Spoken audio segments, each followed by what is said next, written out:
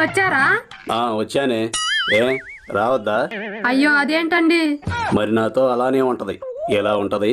ఎలానో ఉంటది. కాళ్ళు కడుక్కున్నారా అండి?